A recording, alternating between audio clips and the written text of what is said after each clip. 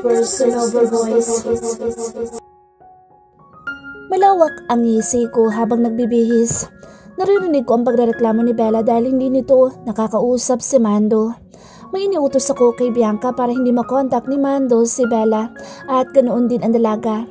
Paglabas ko, nakahilata ito sa kama na parang board na board. Mabilis akong tumabi sa dalaga at idinantay ang isang binti. Nainis ako. Bakit ganoon sa Mando? Hindi ko makakontak. Alam mo ba, namiss ko talaga ang lalaking yun. Napasimangot ako't inis na tinalikuran ito. Ako ang kasama pero iba ang nasa isip niya. Mas gwapo naman ako roon.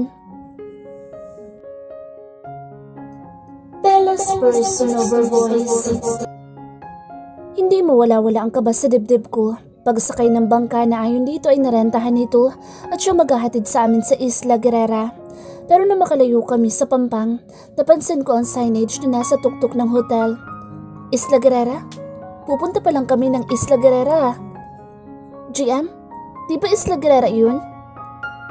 Ganito ba ako kaboba para hindi man lang malaman na nasa Isla Guerrera na kami? Mukhang ito na ang center ng isla. Ibig sabihin dito nagaganap ang mga events like business meeting, conference and seminars. GM! Tawag ko dito pero seryoso lang itong tiningnan ako. Bumaling ang tingin ko sa bangkero ngunit ngumiti lang ito sa akin. Bakit parang may mali? Pabaling-baling ang tingin ko sa binata at sa islang iniwan namin. 40 minutes ang itinagal at narating namin ang isa pang isla. Nasa bungad lang din ng isang malaking bahay. Hindi mukhang hotel pero mukhang mansyon. Sumalubong ang isang lalaki na mukhang caretaker ng isla. Kasunod, ang isang ginang at ang babaeng mukhang anak ng mga ito. Pinagtulungan nilang buhatin ang gamit namin ni GM habang ang binata ay ginagap ang kamay ko at iginiya pasunod sa mga ito. Ang bangkang sinakyan namin ay ngayon ay paalis na. Mabilis kong kinapa ang cellphone ko ngunit wala na pala sa bulos ako. Ano ba nangyayari? Hinahanap mo ba ito? Mabilis ako napatingin sa cellphone na hawak niya. Cellphone ko iyon. Kukunin ko na sana na makita kong ibinato niya iyon sa tubig. Mabilis akong tumakbo para habulin pa ang cellphone ko. Hindi naman malalim ang binagsakan ng cellphone ko. Hanggang tuhod lang kaya mabilis ko nakuha. Nababaliw ko na ba? Galit na ani ko rito. Paulit-ulit na pinahid sa suot na damit ang cellphone. Let's go inside. Seryosong sabi nito. Ayoko. Bumuntong hininga ang lalaki na ngayon ay parang hindi ko nakilala dahil sa asta nito. Bakit ito nagkaganoon? Sunod-sunod na pumatak ang luha ko. Hindi mo rin naman na magagamit pa dito ang cellphone mo. Kahit na, hindi mo dapat tinapon. Pag uwi ko sa Manila, anong gagamitin ko? Nag-iisip ka ba? Inis na sabi ko dito. Humakbang palapit dito at umigkas ang kamay at sinapok ito. Masama naging tingin nito sa akin ngunit nang mapansin seryoso akong umiiyak. Bumuntong hininga ito at tumango. Sorry na, ibibili na lang kita ng cellphone pagbalik natin. Sorry na, ibibili na lang kita ng cellphone pagbalik natin. Dapat lang. Inis na sabi ko rito at tinalikuran ito at nagmarcha na para sumunod sa mga sumalubong sa amin. Kung para sa lalaki madali lang bumili ng cellphone, sa akin hindi iyon madali. Nag-iipon pa nga ako ng pera para ipambayad sa asawa ko tapos dadagdag pa ang cellphone sa pagkakagastusan ko. Ano ba kasi nangyayari? Akala ko ba conference? Bakit ganito? Ayos ka lang ba? Tanong ng babaeng nagpakilalang isay sa akin. May nagpupunta ho bang bangka dito? Bumabiyahe? Tanong ko dito. Abay wala. Walang dumarayo dito dahil private ang lugar na ito. Yung ibang inabutan ng bagyo. Minsan napapadpa dito pero maayos naman ang panahon ngayon. Sabi ng matanda. Pasok ka. Sabi nito nang mabuksan ng silid. Nasa ikalawang palapag kami at modernong-moderno iyon na halatang magaganda ang gamit. Dito po ang kwarto ko? Takang sabi ko rito. Masyado naman yata kaming VIP sa lugar na ito. Ganoon kalakas talaga si GM sa boss nito? Kwarto nyo ni Sir GM. Abay hindi naman pwede maghiwalay ng kwarto ang mag-asawa. Natatawang sabi nito. Naku, hindi po kami mag-asawa ni GM. Nandito po kami dahil a-attend siya ng conference kasama ako. Bahagyang tumawa ang ginang. Ano ba sinasabi mo? Sabi ng tauhan niyang nagpunta rito, darating nga daw si Sir JM at ang asawa niya. May nahong ani ng ginang. Manang, you can leave now. Boses iyon ni GM na nasa pinto. Blanco ang ekspresyon ng mukha nito na waring hindi nagustuhan ang sinabi ng matanda. Nakakapit sa braso ni GM ang babaeng kasama na mag-asawa kanina. Celine, halika't maghahanda pa tayo ng kanilang makakain. Hinila na ng ginang ang babaeng tinawag na Celine. Umirap pa ito na waring hindi gusto ang presensya ko dito. Pwede bang ipaliwanag mo sa akin na nangyayari? Hinila ko ang laylayan ng damit nito at nang makapasok, isinara ko ang pinto. Naguguluhan ako. At ano yung sinasabi ni Manang? Asawa? May asawa ka na? Phew! Bakit akong tinatanong mo? Malay ko ba kung may asawa ka na? Gago ka ba? Inis na sabi ko dito. Ano bang trip na lalaking ito at simula pa kanina hindi ko na maintindihan ang takbo ng isipan. It's you. Natigilan ako sabay din ng ba ito sa lakas ng puwersa. Pareho kaming bumagsak sa kama. Naguguluhan ako. Kung nagbibiro ito pues hindi nakakatuwa. Natatakot ako. Nakadama bigla ang puso ko ng sobrang takot. Gavin's personal voice. Hindi ganito ang nasa isip kong pang-amin kay Bella. Bakit ba naman kasi napaka-tsusmosa ni Manang at hindi man lang itinikom ang bibig niya? Nakapatong ang dalaga sa ibabaw ko. Gulong-gulong ang ekspresyon ng mukha nito. Maya-maya lang, sunod-sunod na pumatak ang luha sa kanyang mga mata.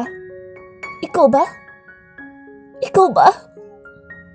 Pilit siya tumayo at nang makatayo'y humakbang siya patungo sa paanan ng kama at umupo sa lapag.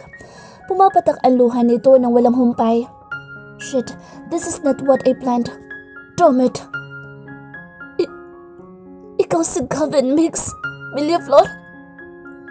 Tumayo ako at dahan-dahang tumabi dito. Bella, hindi kita kilala. Ibalik mo na ako sa amin. Masakit marinig iyon sa babaeng matagal ng laman ng puso ko. Habang umiiyak ito, dumidiin din ang pagkuyom ng aking kamao. Masakit na marinig mula dito na hindi niya ako kilala.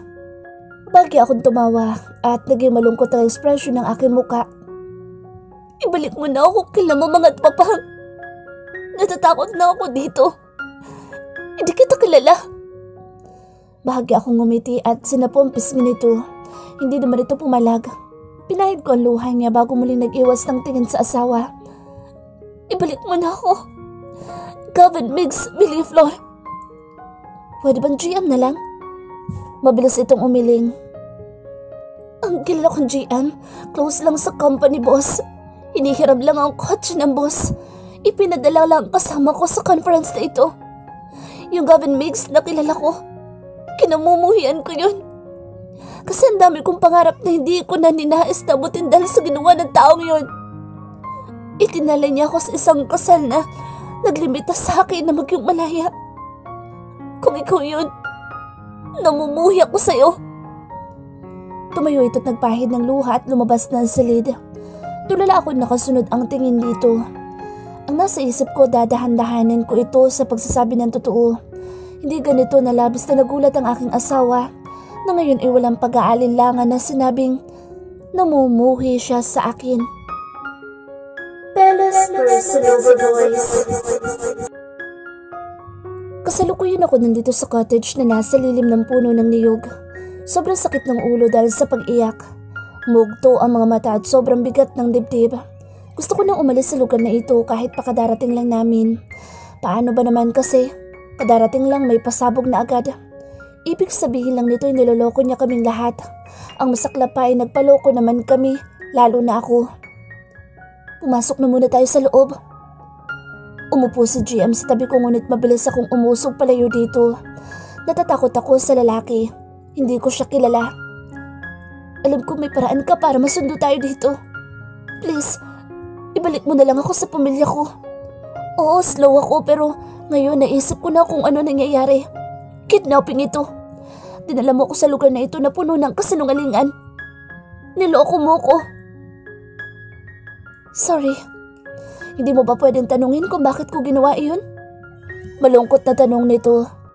Sinubukan akong abutin ngunit tinabig ko ang kamay niya. Nag-iinarte? Hindi, natatakot talaga ako at nandidiri sa taong ito. Hindi pwedeng basta na lang niya akong hawakan dahil hindi ko naman siya kilala. Hindi ko na kailangang pamalaman ang dahilan mo. Tiyak kung puro kasinungalingan lang naman at gawa-gawa ang sasabihin mo. Bakit nga ba ako nagputo sa'yo? Gusto ko nang umuwi. Bumuntong hininga ito at bahagyang umiling. 2 weeks, pabalik ang sundo sa atin. Walang signal dito kaya naman hindi ko sila makakontak. Pumasok muna tayo at kumain. Ayokong kumain. Sabi ko dito pero sa totoo lang, kanina pa nagrereklamo ang tiyan ko sa sobrang gutom. Nagdidilim na at kanina pa ako kinukulit ni GM na pumasok sa loob. Bukod kay GM ay may apple na babae na panay rin ang pangungulit kay GM na iwan na ako. Ang pangalan niya ay Celine. Ito yung anak na mag-asawa na sumalubong din kanina. Wait, anak ba talaga? Obvious naman sa kilos nito na gusto niya si GM. Matalim kasi ang tingin nito sa akin at parang kasalanan ko pa na kinidnap ako ni GM at dinala dito. Please baby, pasok na tayo. Malambing na sabi nito. Baby mo mukha mo, ayoko. Alam mo ba na may kwento tungkol sa islang ito? Kapag daw gabi ay mayroong gumagalang babaeng umiiyak dito. Tumatakbo sa paligid ng isla. Kaya nga walang nagbabalak mag-midnight swimming Hindi ko na pinatapos ang kwento niya. Mabilis na akong tumayo at iniwan ito doon. Narinig ko pa ang pagtawa niya na waring tuwan-tuwa pa. Naiinis ako pero ayoko namang matulog sa cottage. Paano kung totoo ang kwento nito? Tapos dito niya pa ako dinala sa lugar na ito. Nakakainis siya. Nakasunod na ito. Pagpasok ko ng bahay, mukhang generator ang source ng kuryente ng isla. Pagod na ako. Plano ko sanang tabigin ang kamay ni JM nang umakbay siya sa akin pero nakita ko si Celine na malawak ang ngiti na palapit sa amin. Hindi para sa akin ang ngiti na iyon kung hindi para kay GM. Gusto mo na bang kumain? Gusto kong kutusan. Mukhang nilalandi niya ang asawa ko sa harap ko mismo. Sayong-sayo sis? Gaga, magtigil ka sa kagagahan mo. Sinungalin ang lalaking yan. Tinanggal ko ang kamay nitong nakaakbay sa akin. Nilampasan ko si Celine na muling tumalim ang tingin sa akin. Wala akong pakialam. Inirapan ko pa nga ito at nagtungo sa kusina. Gusto mo bang puntahan kita sa kwarto mo? Papasok na ako ng kusina nang marinig ko ang sinabi ng malanding babae. Akalain mo yun, kahit pala sa ganitong lugar ay may kere din. Iha, kain ka na. Malawak ang ngiti ni Manang Isay habang inilalapag sa mesa ang hawak nitong lalagyan ng kanin. Saktong pumasok si GM na pangisi-ngisi. Kita nyo na? Paano ko tatanggapin ang sorry nito? Samantalang kahit nasa paligid lang ako ay kayang-kayang lumandi ng taong ito. Hindi ko ito pinansin at nagsimulang kumain. Para tuloy ako may kaagaw habang kumakain. Amazed tuloy ang mga kasama ko na nakatitig sa akin pero wala akong pakialam. Baka bukas nga hindi na ako pakainin ni GM. Hindi ko din masasabi kung matino ba talaga siya o puro lang pagpapanggap. Nang dumighay ako, mabilis akong tumayo at inirapan pa ang mga ito bago umalis. Tinatawag na GM ang pangalan ko ngunit hindi ko ito pinansin. Pumanik ako sa silid na ayon sa ginang ay silid naming dalawa ni GM. Aakyat daw sa silid ni GM. Gago ba siya? Plano pa nilang gawin akong witness sa kababuyan nila. Naghalungkat ako ng mga gamit na inilagay ko sa maleta pero napasimangot ako nang ma-realize na ang ilan sa mga naroon ay napalitan. Tiningnan ko ang bag ko na siyang pinagkuhanan ko ng damit noong nasa kabilang isla pa. Namili ako ng pwede kong isuot doon dahil sanay ako matulog na malaking t-shirt lang at panty ang suot ay sunod kong hinanap ang mga panty na inihanda ko at inilagay sa maleta. Hindi na iwasang magsalubong ang mga kilay ko nang ma-realize na marami talagang nabago sa mga laman ng maleta ko, lalo na ng mga underwear.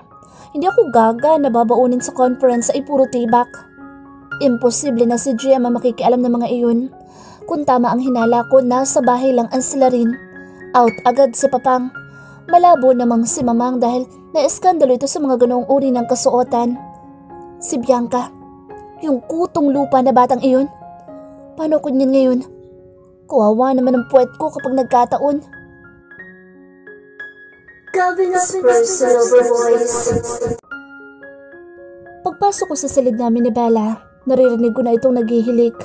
Napagod siguro kay iyak at ngayon ay masarap na ang tulog nito. Nagkalat sa paanan ng kama ang laman ng maleta nito na mukhang itinaob at inilabas ang lahat ng gamit. Dinampot ko ang mga laman at tahimik na inayos sa cabinet kasama ng mga gamit ko. Pagkatapos ay tumabi ako dito pero natigilan ako nang makita ko kung anong ginagawa ng asawang masarap ang tulog. Para itong iritable at inis na inis. Maya-maya pa iniangat nito ang isang hita, kasunod ang pangupo. Shit, sa kasarapan ng tulog nito ay naguhubad siya ng panty niya. Humantad sa akin ng ibabaw ng kanyang pagkababae dahil hindi pa naman ako nakaayos ng higa. Nang matanggal nito ang panty niya ay basta na lang niyang init siya iyon at bumalik sa pagtulog. Hindi makapaniwalang dahan-dahang tinanggal ang maliit na telang tumama sa aking muka at mariing tinitigan iyon. Ganito ba ang balak na pagganti ni Bella? Ang torture ako? Habang masarap ang tulog nito, yung alaga kong nananahimik kanina ay gising na gising. Muli akong napamura at marahang sinamyo ang tela na basta na lang ibinato ng aking asawa.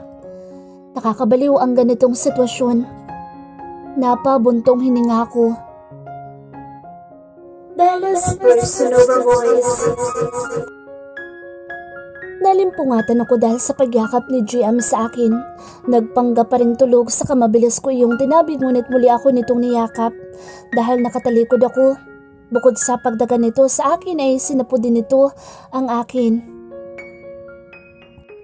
Hindi lang ito ang gusto ko. Total nagkanda loko-loko na at asawa ko naman siya. Kukunin ko na lang sa kanya ang matagal ko ng gusto. Tapos ay lalayo ko kapag may baby na sa sinapupunan ko. Nababaliw nga yata talaga ako pero bahala na. Umikot akong paharap kay GM at mabilis na kinuyumos ito ng halik. Tingin kagulo ang utak ko pero hindi ako dapat mawala sa goal ko noon pa man. Kailangan ko ng anak. Sabi ko naman noon, hindi ko man makuha sa asawa ko ay kukunin ko na lang sa ibang tao. But because of this, everything changed. Kukunin ko na lang kay GM. Bukod sa hindi iyon pagtataksil, magandang lahi naman ang maibibigay nito. Sana hindi na lang ako gumising. After kasi ng sarap, kinabukasan ay sakit naman na halos ikaiyak ko na. Wala na si GM sa kwarto. Gusto ko man tawagin ito para tulungan ako ay hindi ko naman magawa. Kahit masakit ay pilit na nagtungo ko sa banyo.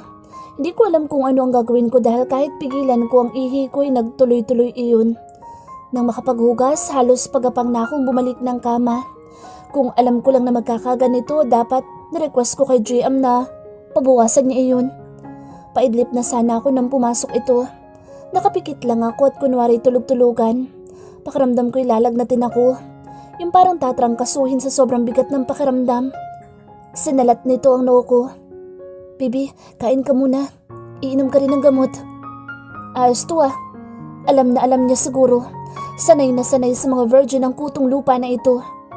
Nagmulat ako ng tingin at tiningnan ito. Nagsimula na namang mabuhay ang takot sa puso ko. Napabuntong hininga ito nang mapansin ang ganoong reaksyon ko.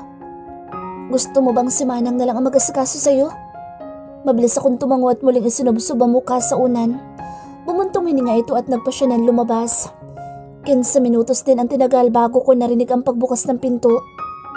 Iha, kumain ka muna para makainom ka ng gamot.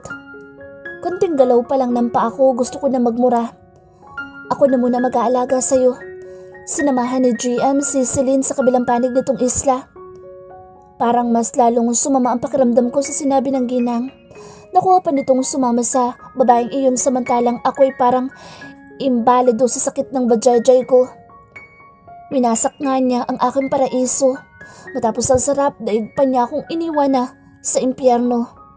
Pilit akong umupo at pinilit ang sarili na kumain. Inumin mo ito pagkatapos. Tumango lang ako at dahil wala namang gana, itinigil ko na rin ang pagsubo. Ininom ang ibinigay nitong gamot at pagkatapos ay nahiga ulit. Nakatulog na ako. Bandang 3:00 ay nagising ako. Oo, ganun katagal ako nakatulog pero muli akong bumikit nang marinig ko ang pagbukas at pagsara ng pinto. Ano ba meron sa'yo? Para mabaliw ng husto si Gavin sa tulad mo. Kung titingnan mabuti, mas maganda pa din ako. Bubulong-bulong na sabi ni Celine.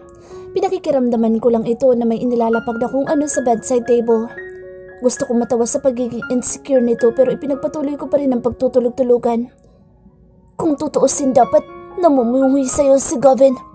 Kasalanan ng ama mo kung bakit nalagay siya sa sitwasyon na iyon. Celine! Mahina pero pagalit na sabi ni GM. Mukhang sa banyo ito galing. What are you doing? Hindi maitatangging hindi nito nagustuhan ang sinabi ng babae. Naiinis ako sa'yo. Dito mo pa talaga dinala ang babaeng yan? Bakit? Hindi ka pa ba kontento sa ipinaparamdam mo sakit sa akin? Kailangan mo pa bang wasakin ako ng tuluyan? Stop talking! Out! Mariing utos dito. Maganda nga yun kung marinig niya. Masyado mo siyang pinoprotektahan. Bakit? Siya ba yung nasirang buhay? Di ba ako? Ako yun, GM. Pwede ba ako na lang? Umiiyak na sabi ni Celine. Hindi ko nauunawaan kung ano ang pinag-uusapan nila. Dumagdag patuloy iyon sa alalahanin ko. Enough! Umalis ka na! Utos muli ni GM. Narinig ko na lang ang nagdadabog na pag-alis ni Celine at isang mahabang katahimikan ng silid. Naramdaman ko ang paglundo ng kama. Maya-maya pa'y ang paglapat ng labi nito sa akin noo. I love you, Belle. Bulong nito sa pag-aakalang tulog pa ako. Saka tuluyan tumayo at lumabas ng silid. Naiwan ako ang gulong-gulo at napuno ng mga tanong ang isipan. Ano ang ibig sabihin ng kanilang usapan? Kevin's personal voice. Celine! Habol ko sa anak ng caretaker ng isla. Umiiyak ito na nagtuloy-tuloy patungo sa cottage at naupo sa upuang kahoy. Isinama ang mga paa sa upuan sa bayakap ng mga tuhod. Celine, bakit kasi dinala mo pa siya dito? Ano bang plano mo sa kanya? Sa akin? Umiiyak nitong tanong. Asawa ko siya, Celine. Asawa mo nga. Pero namumuhi siya sa'yo. Ikinasal lang kayo dahil pinaikot mo ang kanyang ama. Sa tingin mo kapag nalaman niyan totoo, anong mararamdaman niya? Bakit kasi kailangan siya pa? Ako na lang kasi... Ako na lang. Kagaya ng dati. Nakayukyuk na ang ulo nito sa tuhod nito at yumuyugyug ang balikat sa matinding pag-iyak. Sa akin ka na nga ako pero siya ang asawa mo ngayon. Napaka-unfair mo. Bumuntong hininga ako at lumapit dito. Pagkaupo sa kanyang tabi ay mahigpit ko siyang niyakap. Galit ako sa'yo. Galit na galit kasi nasasaktan na naman ako. Kung hindi mo kayang buuin ulit ako, umalis na lang kayo. Pakiusap. Iyak ito ng iyak. Nangako ka sa akin na hindi na ako ulit iiyak. Sinabi mo noon na poprotektahan mo ako sa lahat ng sakit na kayang ibigay ng mundo pero ikaw mismo nanakit sa akin. I'm sorry. I'm sorry kasi hindi ko natupad yung pangako ko sa'yo na hindi ka na muli masasaktan. Pero Celine, si Bella ang laman ng puso ko. Masakit man para rito, kailangan ko sabihin iyon dito. Ako na lang. Yumakap ito sa akin, ngunit lumayo na ako dito. Sa tingin mo, mamahalin ka niya kapag nalaman niya totoo. Kasusok naman ka niya. Lahat ng tao sa paligid niya, pati yung mga taong inilagay mo sa tabi niya para mag-alaga sa kanya. Mamumuhi siya sa'yo, Gavin. Kung ganoon man ang mangyari, kailangan kong tanggapin iyon. Pero kailangan ko pa rin subukan. Subukan para mabuo ko yung pamilya na pinapangarap ko. Kasama ang babaeng pangarap ko. Ang unfair mo. Dati naman ako yung pangarap mo. Ang dami mo pang pangako. Nakita mo lang ulit yung babaeng yun na wala na naman ako sa eksena. Sabi nito na umiyak na naman ang umiyak. Napabuntong hininga ako at walang nagawa kundi yakapin itong muli. Hindi ko rin naman alam na nandito si Celine. Akala ko ay nasa city ito. Hindi ko plinanong magkandaleche-leche ang lahat. Kung aamin man ako kay Bella, baka kapag nakaalis na ito ng isla, ay maging huli na iyon. Iiwanan niya ako at lalayuan na niya ako at yun ang ikinatatakot ko. Hindi ako kinakausap ni Bella. Ikatlong araw namin dito sa isla. Maayos na siya at nakakalakad na pero may iniinda pa rin itong sakit. Sumusubok ako lumapit dito para makausap ito pero palagi malalim ang iniisip nito. Bella, katahimikan. Yun ang kailangan ko ngayon. Gusto lang sana kitang makausap. Malungkot ang boses na ginagap ko ang kamay nitong nakapatong sa hita nito. Hindi naman niya iyon binawi kaya mahigpit kong ginagap at pinatakan ng halik. Alam mo, nanaginip ako kagabi. Sa totoo lang dati ko na iyong napapanaginipan pero kagabi lang ulit na ulit. Isang batang kamukha ko, naglalaro sa isang magandang garden. Kalaro ang 4 na lalaki na magkakamukha. Mas matatanda sila sa babaeng iyon. Naguguluhan nga ako kasi kamukhang kamukha ko talaga siya. Pero never pa naman ako nakapunta sa lugar na iyon. Kaya malabong ako yun. Alam mo, kahawig mo yung mga lalaki sa panaginip ko. Napabuntong hininga ako. Alam ko ang panaginip na iyon. Hindi lang kasi iyon basta panaginip lang dahil parte iyon ng alaalang nawala sa asawa ko. Parte iyon ng mga alaalang nawala. Mariin ako napabuntong hininga. Kaninong alaala? Sa akin? Natawa ito at binawi ang kamay niyang hawak ko. Natatandaan ko pa yung alaala ko na gandang-ganda ako sa sarili ko pero naliligo ako sa ulan at ipinangmumumog ang tubig galing sa alulod ng bubong namin. Tuwan-tuwa ako sa alaala ko noon dumating si Bianca sa buhay namin. 7 years old ako noon. So sobrang tuwa ko nga sa edad na 7. Kinarga ko siya at sinali sa mga laruan ko manika. Malabong nawala ang alaala ko. Sabi nito at tumayo na bago ako nilampasan. Bella, sana makabalik na tayo. Total, nakuha mo na ang paraiso. Tiyak na titigil ka na. Babalik sa magandang buhay na meron ka. Baka nga, tirahan lang ng mga guards mo yung bahay ni Lola Daisy. Baka mismo nang bumalik sa buhay mong nakasanayan. Bumalik ka na. Ibalik mo na yung tahimik kong buhay, GM. Sabi nito, sa kanyang pagtalikod, naguunahan sa pagpatak ang aking luha. Kung alam mo lang ang totoo, baka ma-realize mo na napakalayo ng buhay mong tahimik ngayon sa buhay mo noon. Binusto ko lang maibigay sa iyo yung tahimik na buhay sa piling ni Berto at Belen. Sa mga taong hindi mo naman talaga magulang. Pinanood ko lang ang paglayo nito. Nagmumukha ka na talaga masama. Laban pa? Nakangising tanong ni Celine. Hindi ko man lang napansin ang pagdating nito. Tsak ding narinig nito ang usapan namin ni Bella. Lalaban ako, Celine.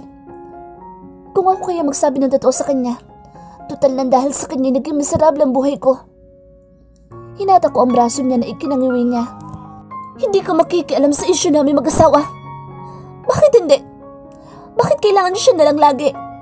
Tahimik ang buhay ko noon. Kung tutuusin nila ako niyang dalawa yung buhay ko, ititikom ko pa ba naman ang bibig ko? Meron nga akong pera. Kung tutusin, pwede ko nang matulungan yung magulang ko pero hindi ko magawa kasi ayaw mo. Kasi masisira ang plano mo. Masyado kang talagang masama. Pinaglalaroan mo ang buhay ng mga tao na gusto mong manipulahin.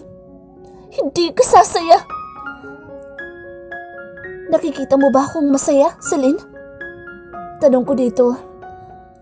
Sa paghahangad ko na maprotektahan ito, ginawa ko ang lahat mailayo lang si Bella. Kahit maibigay ang buhay ko sa kanya. Malungkot na sabi nito at pilit na kumawala sa akin. Kung masama ang tingin mo sa akin, wala na akong magagawa. After all, ginawa ko lang din ang lahat ng yun para sa inyong dalawa. Tinalikuran ko siya at sinundan si Bella, pero nakasarado ang silid namin dalawa nang umakyat ako sa silid. Nagpa siya na lang ako magstay sa library.